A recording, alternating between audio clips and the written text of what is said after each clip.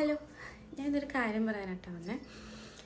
നമ്മുടെ എല്ലാവരുടെയും ഫ്രണ്ട്സ് ഗ്യാങ്ങിൻ്റെ ഇടയിൽ ഒരാളുണ്ടാവും എപ്പോഴും ചിരിയും കളിയും തമാശയൊക്കെ ആയിട്ട് നമ്മുടെ ഗ്രൂപ്പിൻ്റെ തന്നെ ആ ഒരു മൂഡ് സെറ്ററിന് അത് ക്രിയേറ്റ് ചെയ്യാൻ ആ ഒരാൾ മതിയാവും.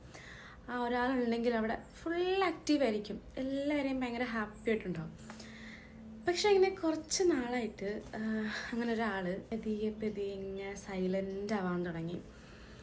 പണ്ടൊരു 100 മെസ്സേജ് അയച്ചുകൊണ്ടിരുന്ന ഒരാൾ ഇപ്പം നമ്മൾ അയച്ച മെസ്സേജിന് ജസ്റ്റ് സീൻ പോലും ചെയ്യാണ്ടായി.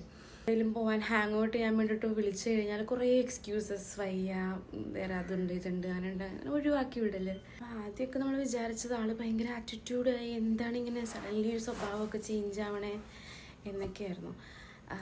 പക്ഷേ ഇങ്ങനെ ആളെ സ്ലോലി ഇങ്ങനെ വാച്ച് ചെയ്യാൻ തുടങ്ങിയപ്പോഴാണ് മനസ്സിലായത് അവരിങ്ങനെ ഉള്ളിൽ അവരോട് തന്നെ ഫൈറ്റ് ചെയ്തുകൊണ്ടിരിക്കുകയാണ്.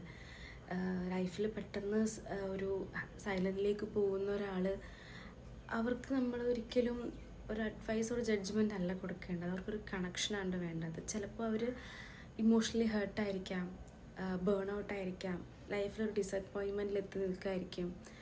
സോ പ്ലീസ് ഗൈസ്, നിങ്ങളുടെ സറൗണ്ടിങ്സിലും ഇങ്ങനെ ഒരാളുണ്ടെങ്കിൽ, ഇങ്ങനൊരു പെട്ടെന്ന് സൈലൻ്റ് ആയിപ്പോയ ഒരു പേഴ്സൺ ഉണ്ടെങ്കിൽ, ഡോണ്ട് ഇറിറ്റേറ്റ് ദം. അവരെ എന്ത് പറ്റി എന്ന് വെച്ച് പ്രഷർ കൊടുക്കാതെ സോ സിംപ്ലി സേ